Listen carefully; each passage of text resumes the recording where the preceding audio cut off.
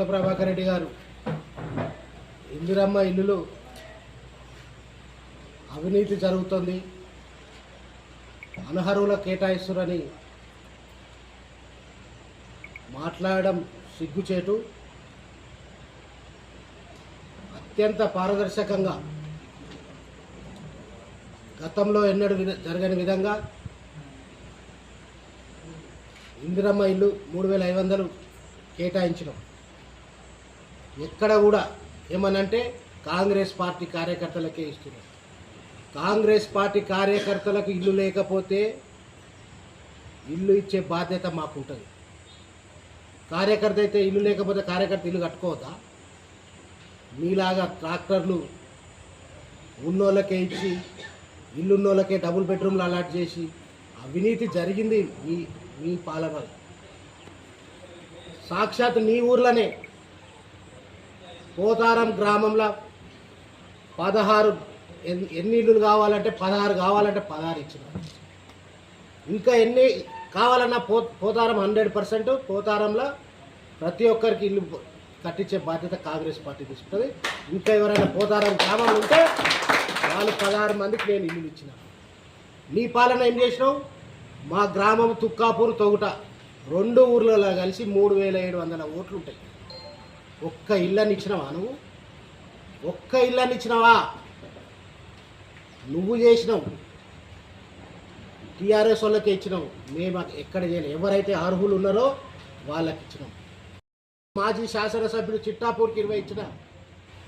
ఇప్పుడున్న ఎంపీ గారి గ్రామానికి 15 ఇల్లు, వాళ్ళు 15 అడిగితే 15 ఇచ్చిన.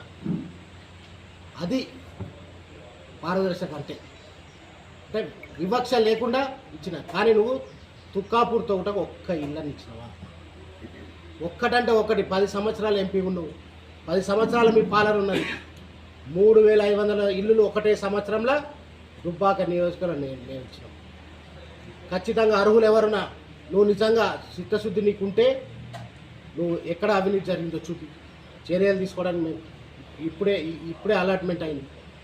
ఒక అనర్హులు ఎవరికైనా వచ్చినట్టయితే ఖచ్చితంగా రద్దు చేస్తాము.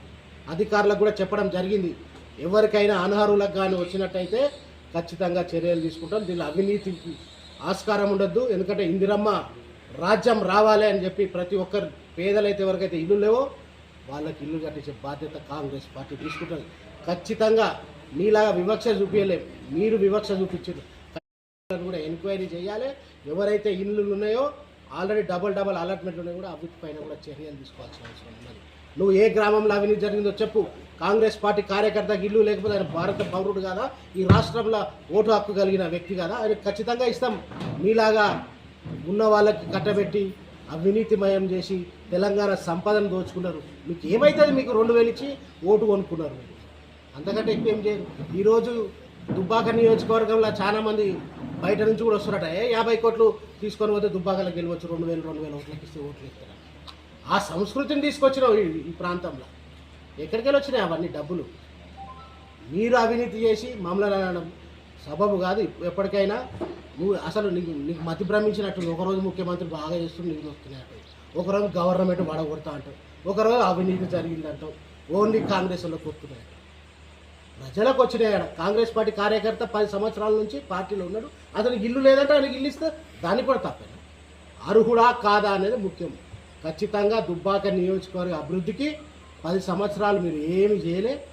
పక్కకు సిద్దిపేట చూసుకో, ఇక్కడ చూసుకో. అప్పుడు ఏం పీకలేదు, కానీ ఇప్పుడు పీకనికి మాట్లాడుతుంది.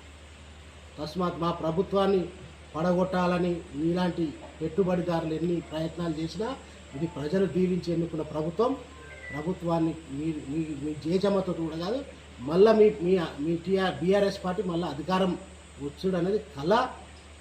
కాబట్టి ఇకనైనా మంచి మాటలు మాట్లాడి ఏమి అభివృద్ధి చేసి నువ్వే అంటే గతంలో